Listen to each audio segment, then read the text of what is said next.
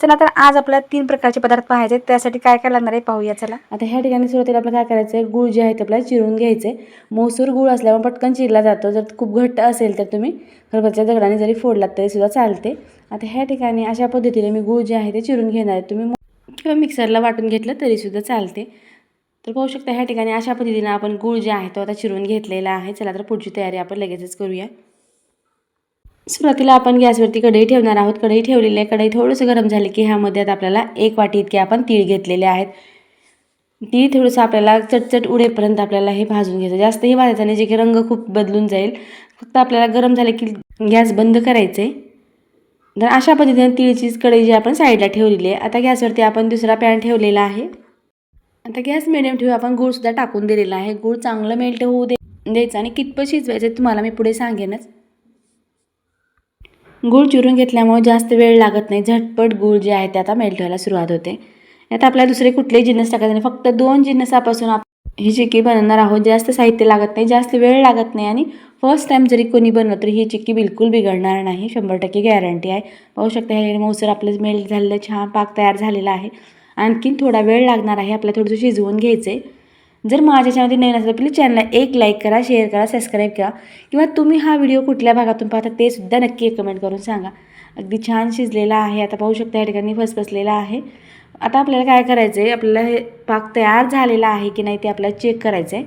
एका वाटीमध्ये आपण पाणी घेतलेलं आहे. त्यामध्ये आपल्याला थेंब टाकून पाहायचं आणि जेव्हा चांगली गोळी तयार होते तेव्हा समजून जायचं की आपला पाक तयार झाला. पण आपल्याला कशी चिक्की मिळते त्यावर सुद्धा पाक डिपेंड करते. तुम्हाला खूप मऊसर हवी असेल तर थोडीशी मऊ गोळी तयार झाली तर चालते किंवा खूप कडक हवी असेल तर तुम्ही आणखीन चाचणी पुढे घेतली तरी सुद्धा चालते.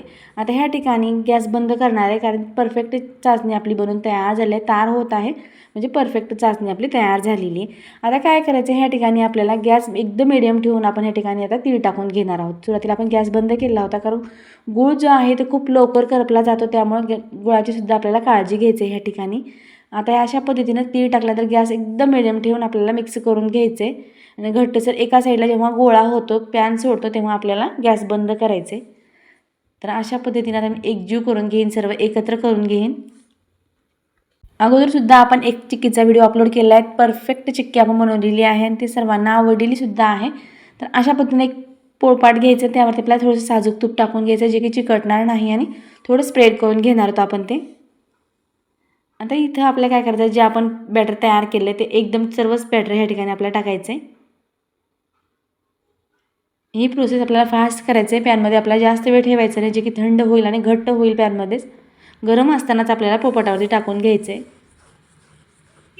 मिनिट आपल्याला थंड होऊ द्यायचं आहे जे की स्प्रेड करायचं आहे म्हणजे पातळ होईल. लगेच हात लावायचा नाही कारण गरम आहे, आकार मोडला जाईल त्यामुळे आपल्याला लगेच हात लावायचा नाही. वरून 2 थेंब तेल टाकून आपल्याला ते पसरवून घ्यायचं आहे किंवा तुम्ही बटर पेपरवर टाकून लाटून घेतलात तरीसुद्धा चाल. अगदी पातळ पापडीसारखे आपले हे पापड बनवून तयार होतील तिळाचे. तुम्ही बटर पेपर घ्या किंवा नाही घेतला तरीसुद्धा चालते. आता ह्या ठिकाणी मी डायरेक्ट पोपटावरती टाकलेली आहे. हळूहळू आता मी काय करणार आहे, स्प्रेड करणार आहे आणि जितकी मला हवी पातळ आहे तितकी मी पातळ ह्या ठिकाणी चिक्कीची पापडी बनवणार आहे.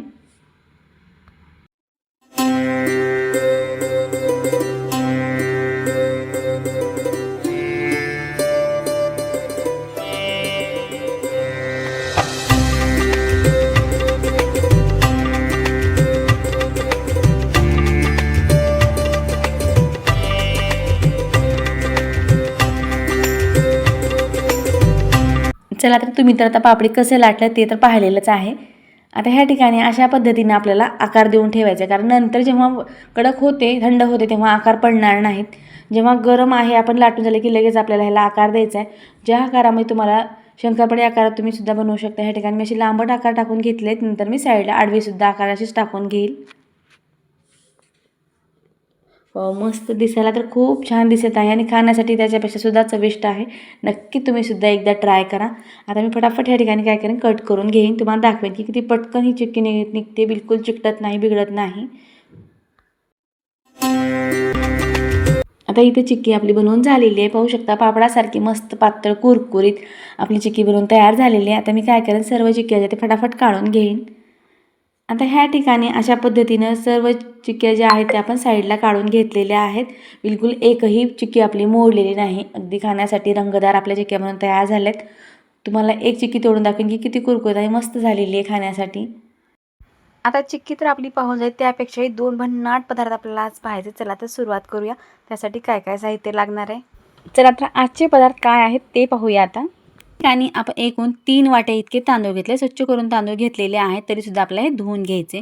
आता ह्या ठिकाणी तांदूळाला आपण 2 वेळेस स्वच्छ धुवून घेतलेलं आहे, 2 वेळेस पाणी काढून टाकलेलं आहे आणि तिसऱ्या वेळेस जे आहे ते आपल्याला भरपूर असं पाणी टाकून झाकून ठेवायचं आहे. तांदूळ तर आपण साईडला ठेवून देणार आहोत. आता ह्या ठिकाणी लागणार आहेत आपल्याला काही डाळी.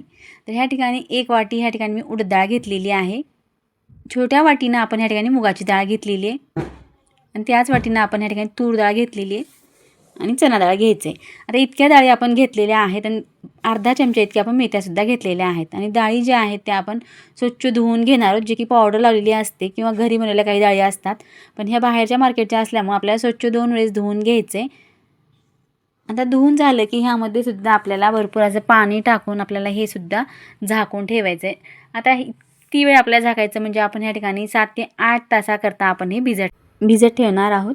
आता ह्या ठिकाणी दुपारच्या वेळेसच मी हे भिजत ठेवलेलं होतं आणि आता संध्याकाळ झालेली आहे, जेवण वगैरे झालेलं आहे संध्याकाळचं आणि नंतर हे झोपते वेळेस आपण ही डाळ काढणार आहोत. जवळपास 10 वाजलेले आहेत. आता हे स्वच्छ पाणी जे आहे ते काढून टाकायचं आहे. आता पाणी काढून टाकल्यानंतर मिक्सरच्या भांड्यामध्ये 2 ते 3 स्टेपमध्ये आपल्याला हे तांदूळ मिक्सरला चांगलं काढून घ्यायचं आहे. आता ह्या ठिकाणी तांदूळ टाकल्यानंतर एक पाणी आपल्याला थोडंसं पाणी लागणार आहे, जास्तीचं पाणी टाकायचं नाही. आता ह्या ठिकाणी मिक्सरला आपण चांगली पेस्ट करून घेतलेली पाहू शकता. ह्या ठिकाणी अगदी लहान आकारात म्हणजे एकदम बारीक आपण ह्या ठिकाणी तांदूळ काढून घेतलेले आहेत. तर इतके तांदूळ मी 3 बॅचेसमध्ये काढलेले आहेत. तुम्ही कमी जास्त करू शकता, लहान मोठं भांडं घेतलं तर काढता येते कमी जास्त प्रमाणात सुद्धा. आता ह्या ठिकाणी ज्या भांड्यात आपण तांदूळ काढले त्याच भांड्यामध्ये डाळ जी आहे ती कमी असल्यामुळं एकदम पूर्ण डाळ जी मी सर्वच टाकणार आहे आणि एकाच बॅचमध्ये आपण ही डाळ जी आहे ती मिक्सरला काढून घेणार आहोत. अगदी अर्धी वाटीपेक्षा थोडंसं कमी आपण ह्या ठिकाणी पाणी टाकलेलं आहे. पाहू शकता अगदी मस्त बारीक आपण ह्या ठिकाणी पेस्ट टाईप काढून घेतलेलं आहे आणि मिक्स करायचं आहे. आता जे तांदूळ काढलेलं होतं पीठ, त्याच पिठामध्ये आपण डाळीचं सुद्धा पीठ टाकलेलं आहे आणि मिक्स करून व्यवस्थित आपण एकाच डायरेक्शनने पूर्ण मिक्स करून घेणार आहोत. ह्या ठिकाणी आपल्याला 5 ते 7 मिनिट वेळ द्यायचा आहे आणि चांगलं फेटून घ्यायचं आहे. कारण आपण ह्या ठिकाणी सोडा वगैरे काहीच वापरणार नाही. थंडी असलं तरीसुद्धा आपलं पीठ जे आहे चांगलं फॉर्मेट होणार आहे, चांगलं फुगणार आहे. बिना सोड्याचं सुद्धा आपण छान पदार्थ बनवू शकतो. आता ह्या ठिकाणी मिक्स करून झाल्यानंतर आपण वरती प्लेट ठेवलेली आहे. आपण हे रात्रभरासाठी आपण हे भिजत ठेवलेलं होतं आणि छान आपलं पीठ जे आहे ते फॉर्मेट झालं, अगदी छान फुगलेलं आहे. दुसऱ्या पातेल्यात ठेवले कारण खूप जास्तीचं पीठ फुगतं, त्यामुळे छोट्या भांड्यात जमणार नाही. हे नंतर मला लक्षात आलं आणि मोठ्या भांड्यात ठेवलेलं तर पाहू शकता ह्या ठिकाणी अगदी मस्त आपलं पीठ जे जाळीदार फुगलेलं आहे आणि ह्या पिठापासून आपण भरपूर असे पदार्थ बनवू शकतो. तर आज आपल्याला नेहमी आपण जो बनवतो तोच पदार्थ बनवायचा आणि 2 पदार्थ आपण याच पिठापासून काही पूर्वतयारी न करता अगदी याच पिठापासून आपल्याला तयार करायचं आहे. तर ह्या ठिकाणी फक्त मीठ टाकून घेतलेलं आपण यात दुसरं काही टाकणार नाही. तर तुम्हाला हवा असेल तर ह्यामध्ये तडका टाकला तरीसुद्धा चालतो, पण आपण अगोदर इडली बनवून घेणार आहोत, नंतर आपल्याला अप्पे बनवून घ्यायचं आहे. आप्यामध्ये तडका टाकला तरीसुद्धा चालतो. इथं आपण प्लेट घेतले ते इडलीचे, त्यामध्ये थोडंसं तेल लावून घ्यायचं. तेल लावून झालं की आता थोडं आपल्या ह्यामध्ये पीठ टाकून द्यायचं. एक पळी इतकं आपण आता यात पीठ टाकून द्यायचं आहे. पीठ चांगलं फुगल्याशिवाय आपली इडली किंवा आप्पे चांगले होत नाहीत, त्यामुळे आपल्याला पीठ अगदी छान फुगलं पाहिजे. अशा पद्धतीने आपण हे पीठ भिजवून घेतलेलं आहे. जेव्हा पीठ काढतो तेव्हा आपल्याला एकदम बारीक काढायचं आहे आणि चांगलं भिजत ठेवायचं. जास्तही पातळ करायचं नाही, जास्त पातळ झालं तर आपल्या इडल्या ज्या आहेत त्या थोड्या जड होतात आणि चांगल्या फुगत नाहीत. ह्या ठिकाणी आपण भांड्यामध्ये पाणी टाकून पूर्ण प्लेट ज्या आहेत त्या ठेवून घेतलेत नेहमीप्रमाणे आणि वरून झाकण लावलेलं आहे.